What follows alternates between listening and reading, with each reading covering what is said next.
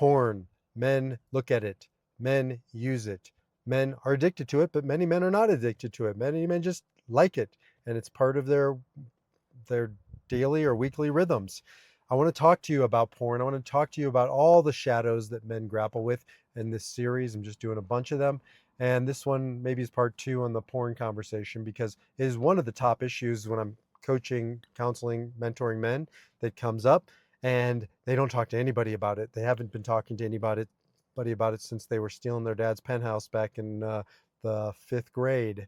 And now it's just more complex thing to navigate. I'm not even talking about young men. I'm talking about older men. Young men, man, we throw them into the lion's den and say, good luck. We should be having these conversations with men. And it shouldn't be, you should not do it. It shouldn't be, you're dirty and you're wrong. The right porn, the right time, the right place, the right intention, totally fine. I believe absolutely unequivocally it is pixels on a screen. Now, I don't encourage men to use it because I want men to have mastery over their lives. I don't want them to become dependent on anything externally.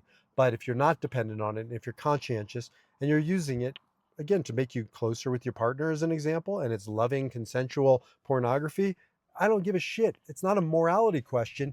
It's a power question. And I just don't want my men to give away their power to pixels on a screen and to become dependent on that or anything outside of themselves, any substance. But to shame them, right? I hear so much shaming, and then they go into the closet, they go into hiding. And we wonder why men are carrying around so much baggage. We should be able to have these conversations, to talk about them. And starting from a young age, I encourage parents, particularly fathers, to talk to their sons about pornography. My sons had the conversation around the 12, 13, 14 age where we talked about porn. We talked about different types of porn. Not all porn is the same.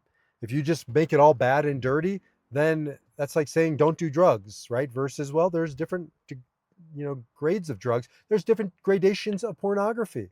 And I said to my sons, I will find you appropriate porn if you want, but I don't want you going on there surfing and seeing people fisting donkeys and whatever else soul crushing images that you might see. And I warn them with this, right? And rape porn and all this horrific stuff, but to consenting adults in appropriate context. And more of like Red Shoe Diaries, for those of you who remember that back in the day. Like, I would sneak into my dad's closet and look at Playboy. On a good day, I might find a penthouse. That was about as risque as it gets. That's not what we're facing today.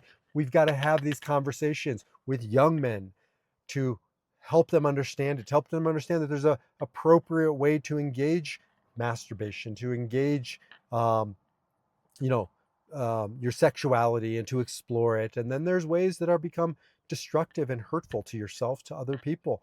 Why aren't we having these conversations? Everything seems to be on the table except a few taboos. This is one of them. And I'm not just talking the 13, 14, and 50-year-olds. What about the 50 and 60-year-olds who are hiding it from their wives? Who believe their wives believe they don't look at porn. Do you know what that does to your relationship when you have secrets and you hide in shadows? Right? If you're going to be doing it, you need to be in communication and conversation with your partner about it. And if she has a problem with it, you need to factor that into the conversation. But she also needs to factor into the conversation that you have needs too. And you'll negotiate. And maybe you won't be using it. Maybe you will be using it. Maybe you'll be using it together. But you'll have transparency. You'll have communication. Again, if you can't name it, you can't tame it. We've got to give voice to these things. We got to take back our power to have hard conversations and hear hard things. And this is one of them. It's not comfortable. Good. Let's get into it. This is energy in these shadows. Men, there's energy in the shadows. I don't want you to deny the shadows. I also don't want you to succumb to the shadows. It's about going into them with a consciousness in a constructive way, maybe with a mentor like me or a therapist or a coach or a clergy or your partner, but have the conversations. It's time to take back the power of our voice, take back the power from the shadows, to own our shadow, to master it and not be mastered by it. And that's how we're going to not only name it, we're going to tame it, we're going to use it and not be used by the power in the shadows of men.